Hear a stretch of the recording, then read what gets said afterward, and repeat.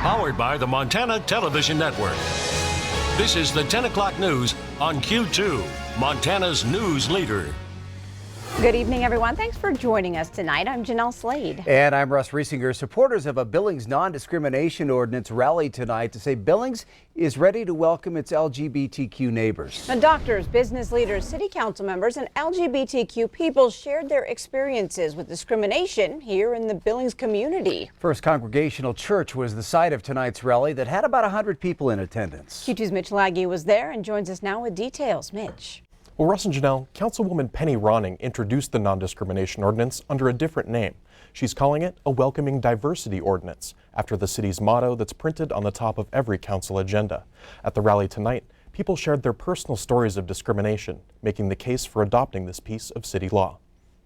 As the law stands today, LGBT people are not protected under federal or state law against discrimination in housing and employment, meaning if your boss or landlord finds out you're gay, they have every right to fire or evict you if they choose. At the rally in support of the welcoming diversity ordinance, people heard the story of Charlie Ann, a transgendered female who's been living and working in Billings off and on her whole life. She says an NDO would help people feel safer to come out without fear of retaliation. There's no safe feeling that, well, at least I won't lose my job. They can't fire me if I come out. Well, right now they can't. And it keeps a lot of people stifled. LGBT people aren't the only ones benefiting from this law. The law also makes illegal discrimination based on perceived race, color, national origin, ancestry, religion, creed, sex, age, or marital or familial status. This is all happening as the city is preparing for a large ask from taxpayers for a public safety mill levy. Ronning thinks Billings ought to protect the rights of all of its citizens before asking for more of their money. We have to be able to agree that every citizen deserves freedom from discrimination for basic needs of housing and employment before we can actually get to a conversation about public safety. In 2014, a similar ordinance was brought before the council and was struck down after a tie-breaking vote from then-Mayor Tom Hannell. It will take 6 yes votes from the council next Monday for the NDO to take the next step into becoming law. Ronning said the council at large has been hearing comments from both sides of the issue. That I cannot guarantee you 6 votes. But I'm here to tell you that the only perfect time to stand up against injustice is when injustice is present.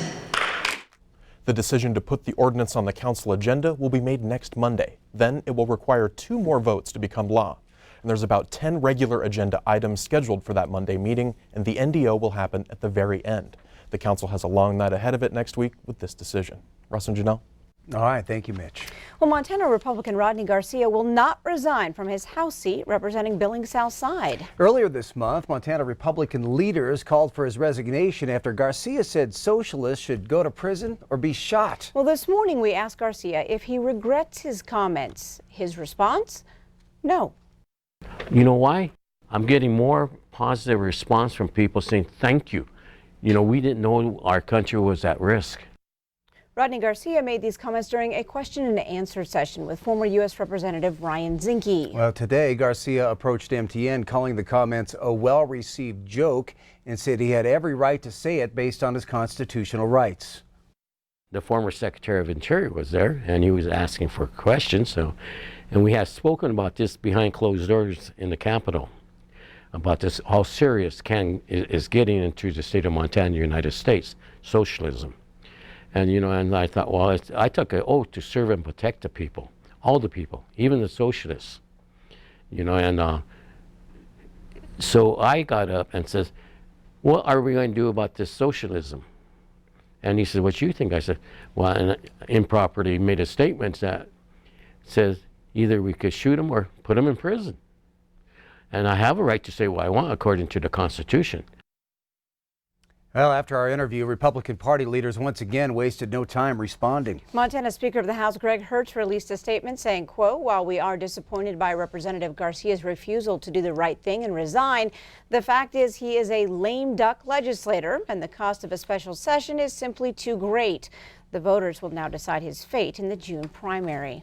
While Garcia claims his comments were a joke, Q2 has learned it's not the first time he's said it. In fact, he said almost exactly the same thing, that socialists should be shot or imprisoned, during an interview on an independent conservative blog and website out of the Flathead Valley. I don't know, this country's going to heck.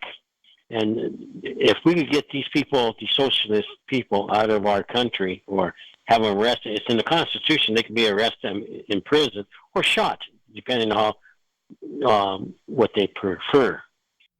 Those comments came from an interview about the Department of Health and Human Services that was posted on YouTube last November. Former Ward 3 Billings City Council member Chris Friedel, who did not file for re-election last year, did file last Thursday to run against Garcia for state senator in District 46. Well, turn on talk radio or cable news and you'll notice that the word socialist is being tossed around a lot, particularly as Bernie Sanders makes a run for the Democratic presidential nomination once again.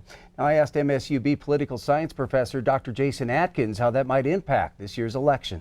I want you to know we will never let socialism destroy American health care. It's a word you're likely to hear a lot of from Republican candidates during this election year and some Democratic candidates as well. It's not anything new. I mean, if we look back towards FDR, the New Deal, a lot of his opponents, Republican and conservative Democrats, labeled him as a socialist, and he pushed back against it. I think what's different now is that there are some Democrats who are embracing the socialist label. The most notable, Senator Bernie Sanders, who's called himself a Democratic socialist. It certainly hasn't gone unnoticed by strategists on the Republican side. Oh, definitely. They are trying to cast all Democrats as being far to the left. But MSUB political science professor Dr. Jason Atkins says Sanders' brand of socialism is different from what might traditionally be considered socialism. What Republicans are throwing out, calling socialist, I don't think is exactly socialist. They are not calling for massive state-owned industry. They are calling for, nationalized health care or publicly funded somehow. Let me just ask, is anyone else on the stage concerned about having a Democratic socialist at the top of the Democratic ticket? I'm not. But some Democrats are concerned, and whether that will be a liability in this year's election remains to be seen. It could be depending on who the nominee is. Of course, if Bernie Sanders becomes the Democratic nominee, he can't run away from the term since he's embraced being a socialist. But if there's a more moderate candidate, I think they'll be able to successfully push back like other Democratic candidates have pushed back from it. And as divided as things seem to be right now in America this election season, Atkins says if you look back in our history, there's always been extreme rhetoric during political campaigns.